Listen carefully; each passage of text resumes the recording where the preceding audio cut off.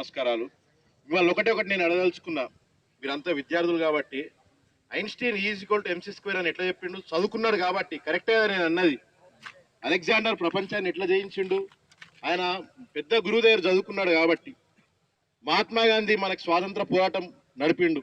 ఎక్కడ చదువుకుండు? మహాత్మా గాంధీ విదేశాల్లో చదువుకుండు ఆ రోజుల్లో పోయి. అంబేద్కర్ మనకు రాజ్యాంగం రాసిండు. అంబేద్కర్ కూడా విదేశాల్లో చదువుకుండు, ఉన్నతమైన చదువుకుండు. కానీ ప్రభుత్వం మన బిడ్డలకి, మన పేద బిడ్డలకి చదువు దూరం చేయాలని చూస్తుంది.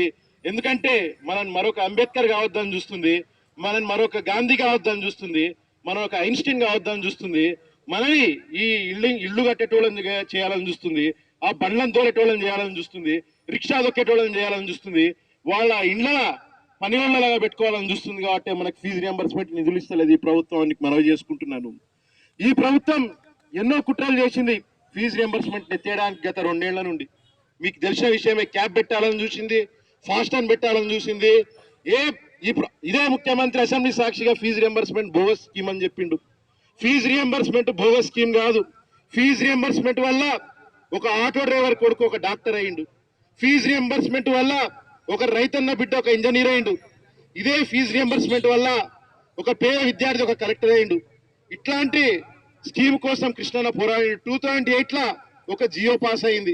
కృష్ణన్న వైఎస్ రాజశేఖర రెడ్డిని ఎన్నోసార్లు అడిగారు మా పిల్లలకు ఫీజు రియంబర్స్మెంట్ పెట్టమని అడిగితే వైఎస్ రాజశేఖర రెడ్డి స్పందించి ఒక జియో పాస్ చేసిండు. ఆ జియోలో స్పష్టంగా ఉంటుంది, representation received from R Krishnaiah అని జియో స్పష్టంగా ఉంటుంది. ఇప్పటికే ఆ జియోని ఫేస్బుక్ లో పెట్టడం కూడా జరిగింది. కాబట్టి దేశంలో ఎక్కడ లేని విధంగా ఫీజు రియంబర్స్మెంట్ కేవలం మన తెలుగు రాష్ట్రాల్లో మాత్రమే ఉంది. ఆ విషయం మీరు తెలుసుకోవాలి.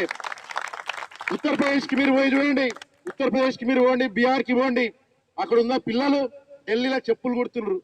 అదే మన పిల్లలు కాలేజీలలో చదువుకుంటారు, ఇంజనీర్లు డాక్టర్లు అవుతున్నారు.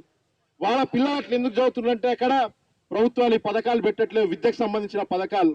కానీ కృష్ణన్న ప్రతి విద్యార్థి కూడా కేజీ టు పీజీ వరకు ఉచిత విద్య అందుకోవాలని పథకాలు పెట్టించిండు.